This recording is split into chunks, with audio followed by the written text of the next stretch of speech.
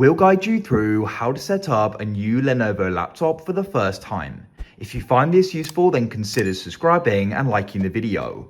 I've just gone and got this and I've literally just taken it out of the box. So let's run you through what you need to go and do.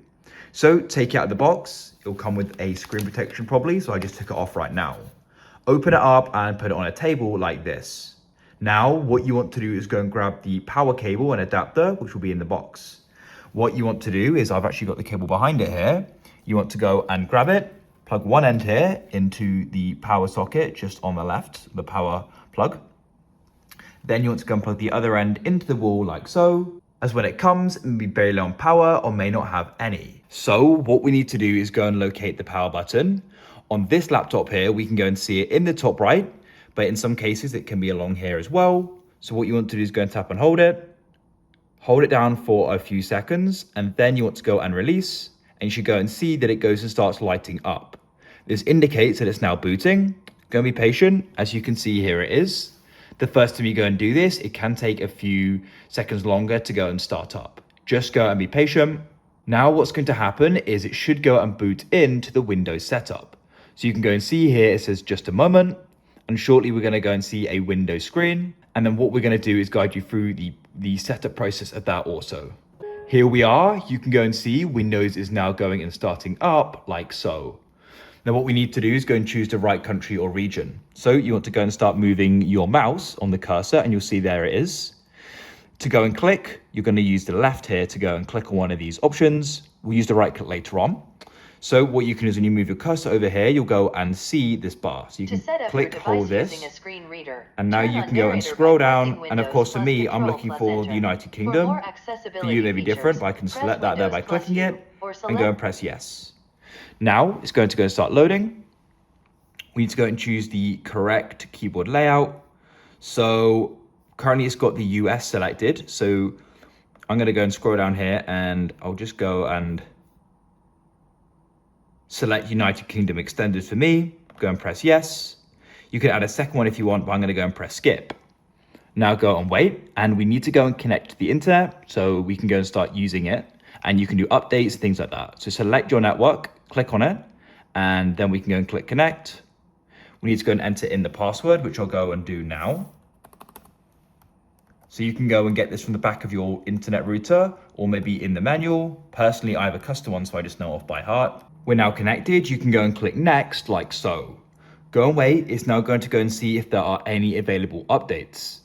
This is why you need to go and connect to the internet. So let's go and wait for this to go and complete here. The update process can go and feel a little tedious, but I think it's really important to go and make sure you've got the latest updates. So it's definitely worth waiting, just so you then have the latest features, fixes, and privacy fixes that may be released. So let's go and wait for this to complete. As you can go and see, they're now going and downloading. It's on step 1 of 3. So make sure you wait for this to complete. Because I'm making this guide, I'm going to go and do the update later. So I am going to do that, but I think it's definitely worth doing the update now. Now we need to go and sign into a Microsoft account. So you can go and see the great things about having this all set up here. If you don't have an account as well, don't worry. You can still go and press sign in. So it's going to go and take you here. So if you don't have an account, you want to go and press create one, and it's a really easy process. I already have one, so what I'm going to do here is go and enter in my email, phone, or Skype. Let me go and type that in now. I went and verified that it was me using the app, but you can also go and use your password or perhaps a code sent to your email. Now what we can do is go and create a PIN, so we can go and set up a PIN to go and easily go and sign in. So I'll press create a PIN. Now what you can do is you want to make this something of course safe, but you also go and remember as well. Now we've got a privacy option here, so you can choose if you want to go and let them use your location. Personally, I don't. Choose if you want Find My Device set up, I will. Choose if you want to go and send the diagnostic data. Personally, I'll just do the required only. Choose if you want inking and typing. And you can choose about getting tailored experiences. I personally won't. These are really up to you though, depending upon what you want. So it's giving me the option to go and use familiar settings from another laptop I have, but I don't want to. So I'm going to press more options, and I want to go and set it up as a new PC, but you could if you wanted to. So for example, if you had an old one, you could do that and restore from the backup. I want to go and set it up as a new PC. So I'm going to go and tap there.